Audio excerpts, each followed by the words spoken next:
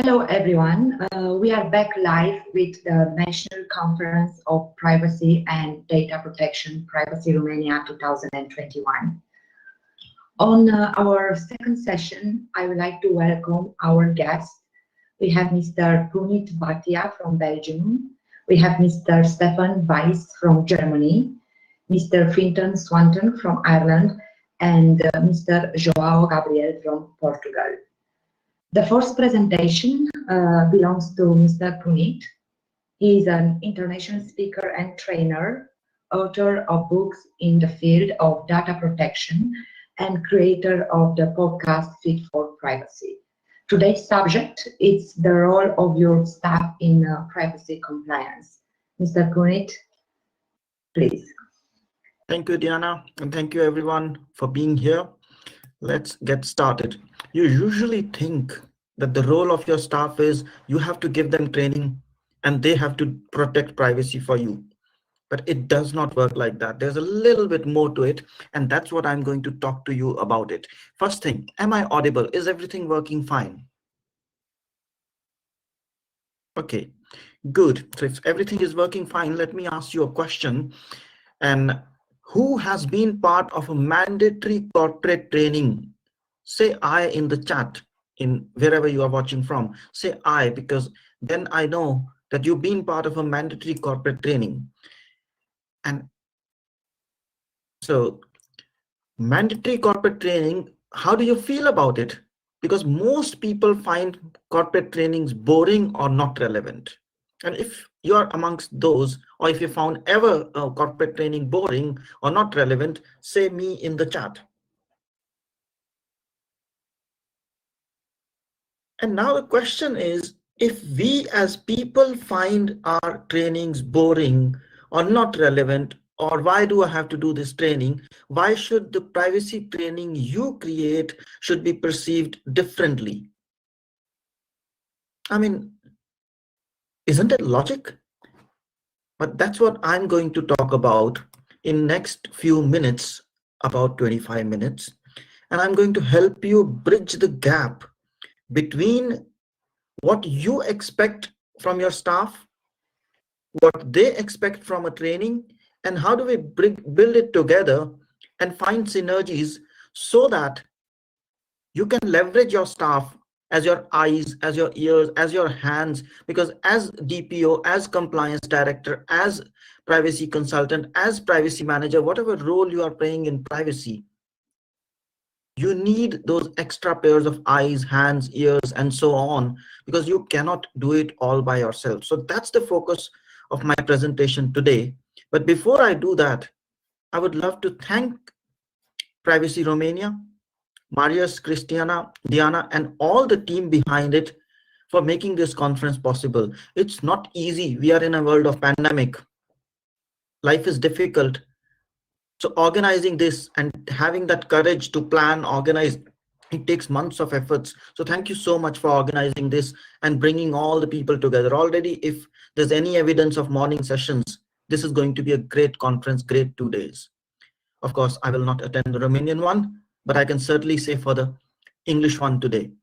And I would also like to thank everyone who's watching us live, because it takes commitment and effort to be live at a specified time, at a specific moment, and free up your agenda when you're at home, and it's easy to get distracted.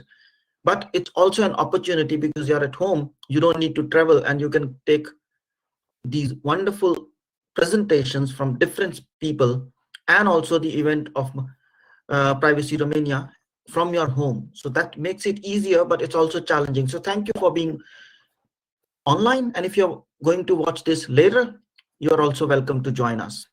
So thank you so much. Now, what am I going to do? I'm going to bring in 3 different dimensions. One, privacy is a necessity. Trainings are a necessity. That's what we all think. And we want a check in the box saying, how many trainings did you do? Ah, yes, how many? How many people participated? Okay, people have done it. And then we think it's done. But that's when it starts. Because employees expect trainings to be relevant. Employees expect trainings to be related to their job. They usually do not care. There are individual rights, there's data breach, there's a legitimate purpose, there's this purpose, they say, I don't care. I mean, we can also use some emotional language, but they usually say, I don't care. And there is a solution which we can find in between, and we can make it engaging and we can make it relevant for the staff. And that's what I'm going to be exploring in next few minutes.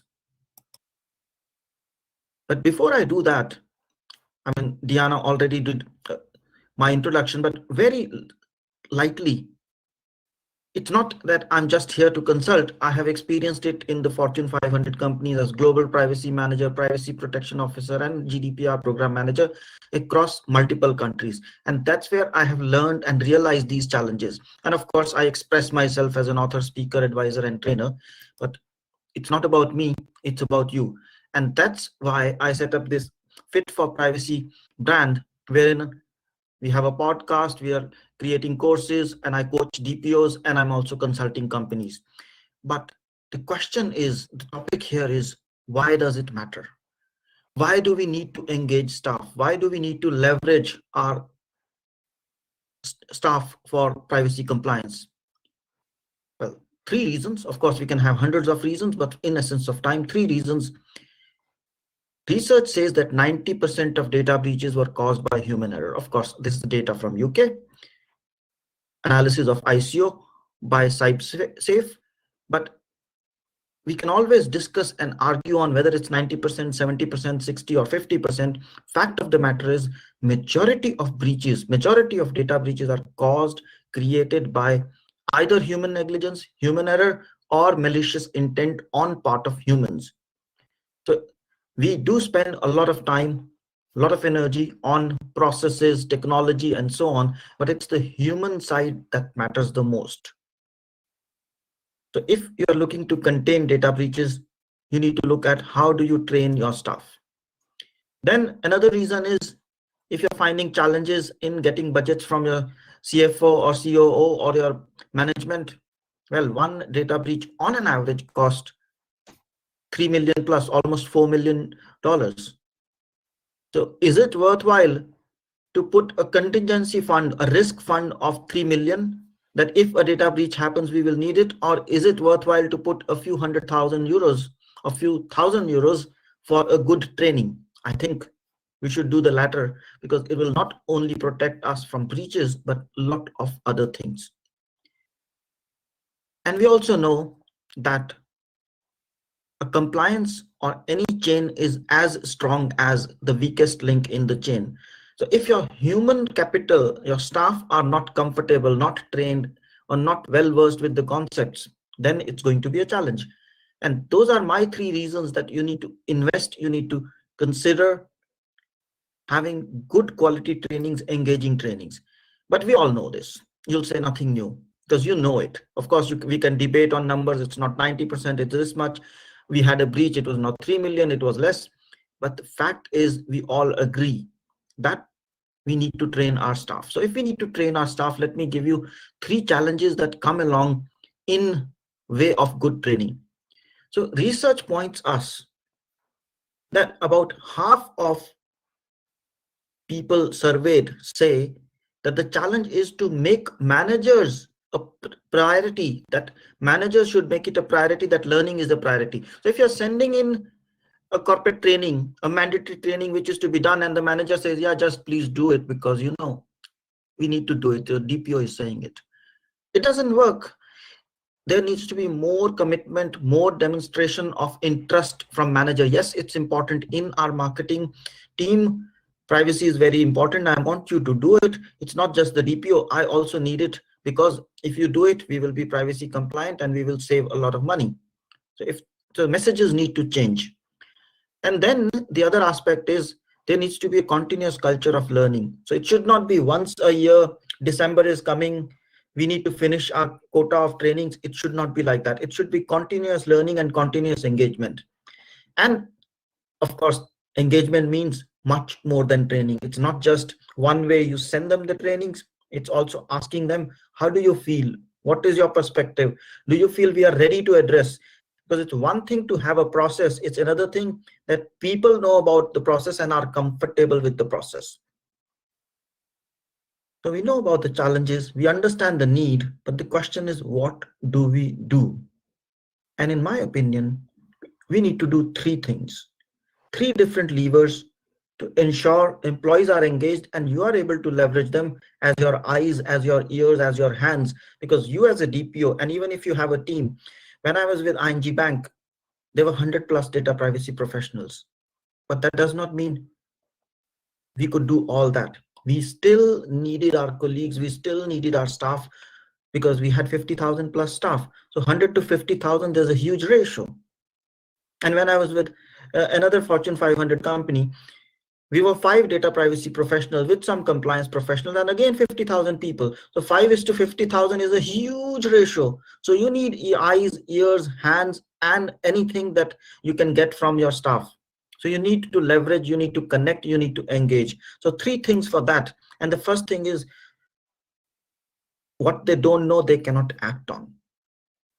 So there needs to be a scenario-based training. What do I mean by scenario-based training is, you have your staff in IT, in HR, in procurement, in marketing, and other departments. And then there's the general staff, which probably doesn't fit into these categories, maybe in manufacturing, maybe front office staff, maybe call center staff, and all other staff.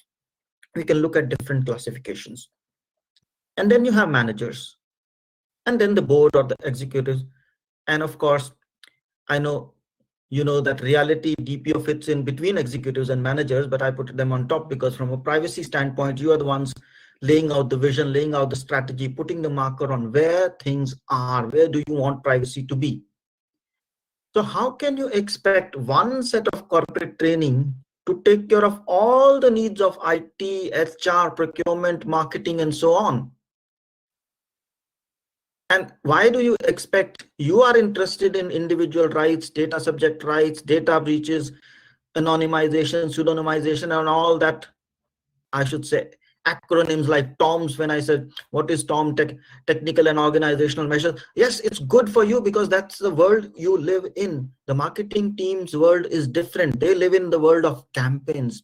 They live in the world of, I need to get this advertising done and there needs to be more engagement. They don't care about consent. They care about how do I get more engagement and how do I put a Facebook pixel on my website, which will then track people and then give them the ad, and then they will click and I have a lead. That's their objective. So you're trying to say, well, we need to have consent. It looks like you're trying to stop them. So you need to use their language. You need to create scenarios which are relevant for them. That is, have trainings for IT, privacy for IT, privacy for HR, privacy for procurement, privacy for marketing, privacy for executives, privacy for managers, and so on. That's what you need. And of course, you need privacy for DPOs or privacy experts, because then you are able to create different synergies. So that's how it will work. Does it make sense so far? Give me a yes in the chat, because in a real life conference, I can see people, and if they're fidgeting with their mobiles and everything, then I know that I need to change my tone or something. But here, it's very difficult in a live conference. I see myself and my slide and my colleagues.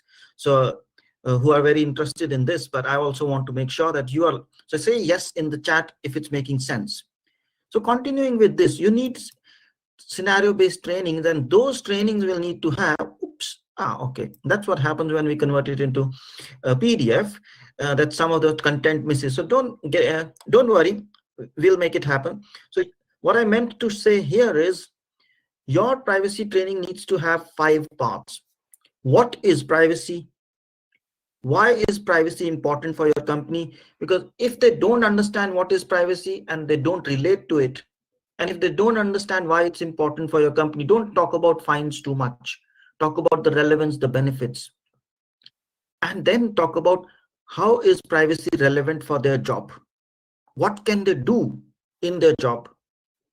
And give them 4, 5, 6 scenarios. Like for a marketing campaign, since we were taking the example of marketing, you would say, when you're running a marketing campaign, what are the steps in which you need to have privacy in steps or privacy interventions? And when you're working with procurement, you tell them that when they are creating a contract with an outsourcing vendor, they need to have this. We all know this, the DPA, the processing conditions and all that. But let's leave the jargon aside, you need to make it relevant for them in their scenarios. And when they have done 3, 4, 5 scenarios of their life, they would be far more interested, far more engaged in learning about privacy. And then, of course, you can do a quiz to test them out, to say, hey, how are you doing in context of privacy? What did you learn? And if you do that in context of that, you will have more relevance to them. Because as a privacy officer, I care, procurement officer, I would care more about when in my contracts do I need to have privacy intervention, and what are the conditions in which. Because if you start explaining me, this is controller, this is processor, that's good story, but I will not remember it later. When it's relevant for me, even learning says, if it's relevant to you, if there's emotional attachment, you'll remember it. Otherwise, it's DPO's job. They asked me for a training, I did the mandatory training. So you need to make it relevant with this kind of approach. And then second thing you need to do is, it's not a training once in 6 months or once in a year. It's about creating a network, what I call it, a privacy champions network. So if you look back at the staff or the way your organization is usually structured, how about identifying some senior managers, some executives as privacy sponsors? So they would liaison with you as a DPO or privacy team on setting the strategic direction where you want to be. And they are your advocates, ambassadors of privacy. And then underneath them at staff level, maybe just team lead level or manager level, you have some privacy champions. So each department has identified a privacy champion who keeps an eye on what's going around. And if they keep an eye, if they keep people engaged and also bring issues to sponsors or to you directly, then you are able to leverage your staff. Because it's not just you as a DPO who has to watch out. Your staff, your champions, your sponsors will keep an eye. And generally, research says that people are more comfortable talking to people in their own department. So if they know Mr. John Doe is the person who's a privacy champion in my team, they would generally ask him. And John Doe can also keep an eye because he has coffee with them regularly, while you as a DPO are a little bit in the ivory tower syndrome. I know you do everything to be in there, but that's how it's perceived. So having a privacy champion network allows you to create engagement and have multiple channels of input. And of course, the training of privacy champions and privacy sponsors would have to be also different, not the same. And another thing I say is, despite all this, you do employee satisfaction surveys, that is how satisfied employees are. So why not the same thing about privacy awareness? So you need to ask your staff about, so Mr. John Doe, hello, Mr. John Doe, how do you feel our privacy capabilities are? Are we ready to have them? What do you think about processes? What do you think about your level of comfort? And then ask them also, because these people have an impression or a perception about what the manager is capable of. Is your manager serious about privacy? And also their peers. And then also about peers outside the department, because they have those coffees and they learn about the managers and create perception saying, yeah, in marketing, we are serious about privacy, but you know, the procurement guy, they are like this and they're like that. And those this and that, you can quantify it. And when you quantify it, comes out as a privacy awareness index. So I did it with a few organizations. It's fascinating to see that they believe their GDPR program is done. And when they look at it, half the people don't know about it. Half the people don't know about the process. So if you can assess and do a survey around it, it helps you quantify and pinpoint your efforts.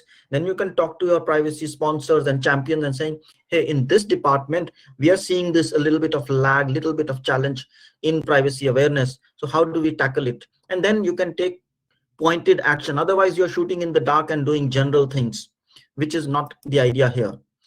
So in summary, what I'm saying is, do 3 actions. Okay, again, somehow my slides are not helping me, but the intention of this slide is to help you understand that there are 3 elements: scenario-based trainings, privacy awareness survey, and a privacy champion network. And when you have them, you as a DPO have your ears through this network. You have your eyes through this network. You have Your hands, because these people are facilitating privacy compliance and they are your voice. So you have more eyes, more hands, more ears, and more people to support you if you do that. But now you'll say, but it's all good, it's all nice, but it costs. And I will say, certainly yes, but you don't need to talk about costs. You don't need to talk about fines. You need to talk about something else, and that is called the benefits of privacy. Because 5 years ago or 4 years ago, we only knew about fines, or 3 years ago. But now we have data, and concrete data. I'm talking about Cisco's 2020 data privacy survey. And it shows us that 40% of organizations say that they see returns that are twice the size of their privacy spending. And not only that, they are saying 67% see reduction in sales delay.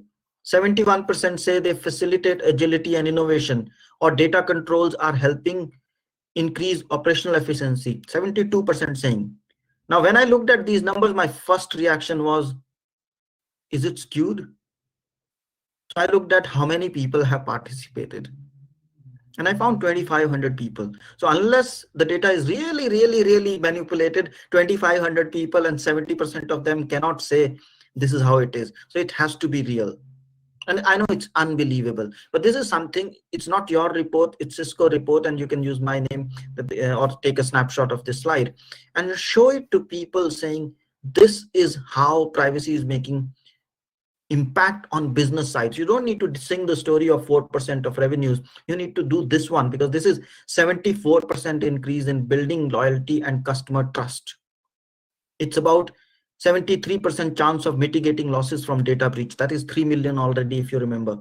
So 74% of 3 million would be already 3.86 million would be already around 3 million. So you are in good company, good space. So use these numbers, use these levers as your point to advocate that you need more budget, you need more things to do on training, because you would not need 3.86 million euros for investing in your engagement program for staff or creating a privacy champion network.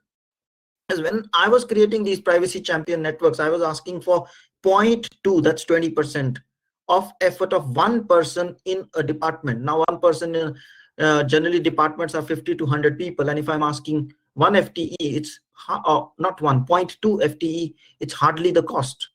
And the benefits are immense, because you may want to hire 1 FTE in privacy office, but 0.2 FTE in marketing, procurement, and that way distributed is far more powerful than anything else. So that's your story. And then you will have all this, your eyes, your ears, your hands, an extra pair of support for you.